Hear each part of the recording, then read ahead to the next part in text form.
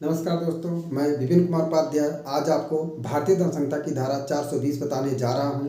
भारतीय दंड संहिता की धारा 420 में लिखा हुआ है कि छल करना और संपत्ति प्रदत्त करने के लिए बेईमानी से उत्प्रेरित करना।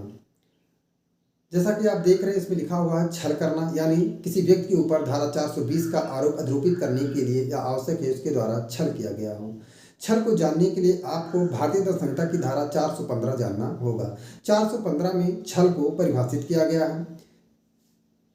धारा 415 का विश्लेषण करने पर इसकी निम्नलिखित दो परिस्थितियां निकल कर आती हैं। नंबर 1 है धोखा देकर संपत्ति को प्रदत्त करने के लिए बेईमानी से उत्प्रेरित करना। यानी जब एक व्यक्ति किसी दूसरे व्यक्ति को प्रवंचना करके यानी झूठ बोल करके या कपटपूर्ण आशय से या बेईमानीपूर्ण आशय से उत्प्रेरित करता है कि वह दूसरा व्यक्ति उसे उस संपत्ति को प्रदत्त कर दे, तो यह कहा जाता है कि उसने छल किया है, यानी उसे छल कहा जाता है। छल में जो संपत्ति होती है चल एवं अचल दोनों में से किसी भी प्रकार की संपत्ति हो सकती है। इसका दृष्टांत आपको देखना चाहिए। इसका सुंदर उदाहरण है। इसमें ऐसे नगों को जिसको वह जानता हुआ हीरे के नहीं हैं, हीरे के रूप में गिरवी रखकर जड़ से साशय प्रवंचना करता है, यानी झूठ बोलता है कि वह हीरे के हैं। तद द्वारा धन उधार लेने के लिए जड़ को बेईमानी से उत्प्रेरित करता है, तो ये जो है वह छल करता है। इसका दूसरा परिस्थिति है कार्य या लोभ की उत्प्रेरणा। जब एक व्यक्ति किसी दूसरे व्यक्ति को आशयपूर्वक उत्प्रेरित करता है कि वह कोई कार्य या कोई लोभ करे, और यह कार्य या लोभ ऐसा है कि यदि यह व्यक्ति ऐसी उत्प्रेरणा न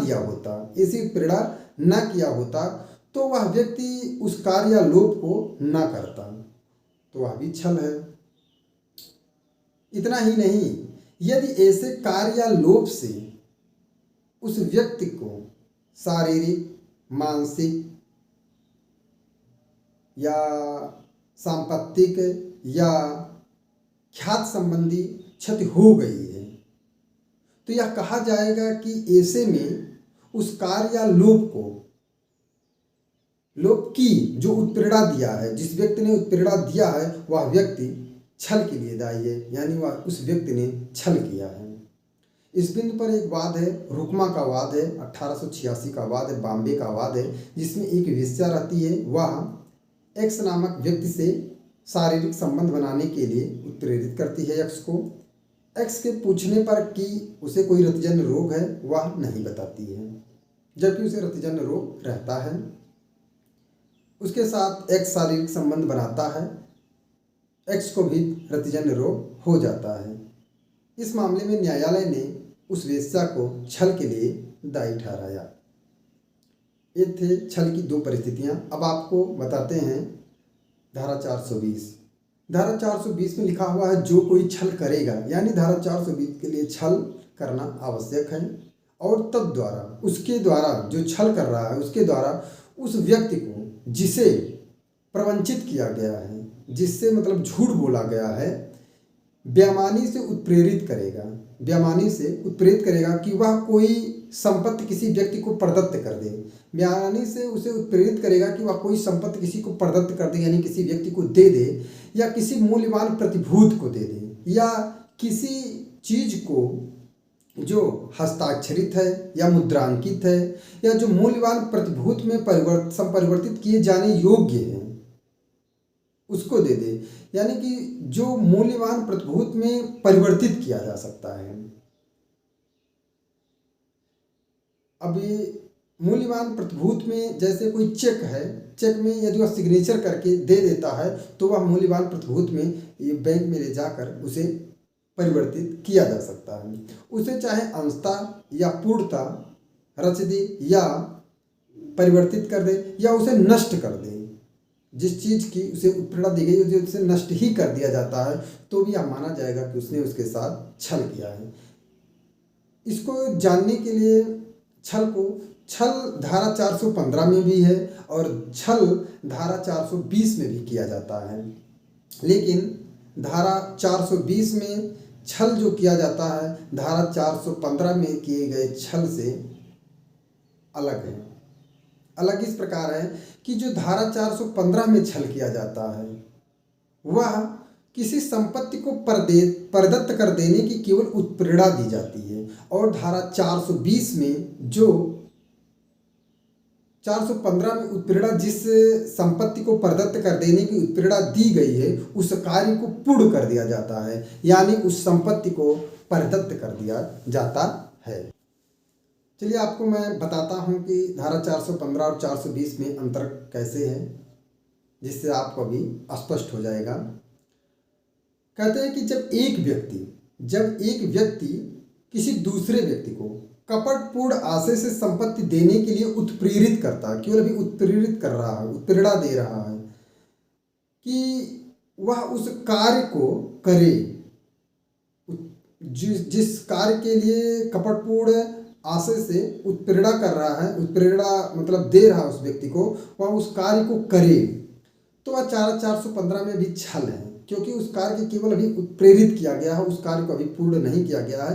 कपटपूर्ण ढंग से, बेईमानीपूर्ण ढंग से उस किसी कार्य को करने की अभी उत्प्रेरणा दी गई है, तो छल है। किंतु यदि ऐसी उत्प्रेरणा के फलस्वरूप उत्प्रेरित व्यक्ति, जिस व्यक्ति को ऐसी उत्प्रेरणा दी गई है, यदि यह उस संपत्ति को परिदान कर देता है, उस संपत्ति का प्रदान कर देता है, तो यह कहा जाएगा कि उसने धारा 420 का अपराध किया है। यानी जो छल किया गया था, जिस संपत्ति को प्रदत्त करने के लिए उत्प्रेरित किया गया था, तो जब तक ये उत्प्रेरणा थी तब तक ये छल था, लेकिन उसी उत्प्रेरणा के फलस्वरूप जब यह संपत्ति उसे प्रदत्त कर दी जाती है तो वही धारा 420 का अपराध बन जाता है। इसका तात्पर्य यह है कि मात्र कपटपूर्ण ढंग से या कपटपूर्ण आशय से उकसाना 415 का अपराध है, या 415 के अंतर्गत छल है। किंतु ये 420 तब बन जाती है, या 420 का छल तब हो जाता है जब ऐसी उत्प्रेरणा के फलस्वरूप उत्प्रेरक को संपत्ति को परदत्त कर दिया जाता है, यानी उस उत्प्रेरक के द्वारा उस संपत्ति का प्रदत्त कर दिया जाता है, उस संपत्ति को दे दिया जाता है। यदि वह उत्प्रेरक उस संपत्ति को दे देता है तो वह 420 का अपराध बन जाता है। 420 में इतना ही है। आपको इस पर एक दो वाद दे देते हैं। जैसे एक वाद है डेविस वर्सेस केरल राज्य। इस मामले में एक ब्लू डायमंड थिएटर वातानुकूलित थिएटर के रूप में वह इसका लाइसेंस लिए रहता है। वातानुकूलित होने के कारण उसका टिकट जो है थोड़ा महंगा रहता है। लोग उसके टिकट को लेते हैं और उसमें प्रवेश करते हैं। जब उसमें थिएटर में पिक्चर चालू हो जाता है तो उसके मैनेजर क्या करते हैं, विद्युत चोरी करने के लिए वातानुकूलित सिस्टम को यानी एसी को बंद कर देते हैं, जिससे वो विद्युत चोरी कर सकें। इस मामले में न्यायालय ने थिएटर के मैनेजर को धारा 420 के अंतर्गत दायी ठहराया है। इसी प्रकार एक वाद है अभयानंद मिश्रा वर्सेस बिहार राज्य 1961 सुप्रीम कोर्ट का मामला है, जिसमें ये एक व्यक्ति है, वह अपने को परीक्षार्थी की हैसियत से अंग्रेजी सब्जेक्ट से एमए करना चाहता है। वह अपने को परीक्षार्थी के रूप में सम्मिलित करना चाहता है, जिससे वह पटना विश्वविद्यालय में प्रार्थना पत्र देता है अपना एक कि मैं उसमें सम्मिलित होना चाहता हूं, जिसमें वह बताता है कि मैं स्नातक हूं और मैं एक विद्यालय में अध्यापन का कार्य कर रहा हूं। उसके साथ साथ उसने उसमें प्रधानाचार्य के और जिला विद्यालय के द्वारा अनुभव पत्र लेकर उसमें लगाया रहता है। बाद में क्या होता है कि ये सब लगाने पे उसे विश्वविद्यालय ने उसमें अनुमति दे दिया। बाद में यह पता चलता है कि वह फर्जी है। उसने जो अध्यापन का कार्य कर रहा है यह बता ये भी गलत था, और जो उसने स्नातक की डिग्री लगाई वो भी गलत थी, जिससे न्यायालय ने उसे धारा 420 के अंतर्गत दायी ठहराया। Thank you.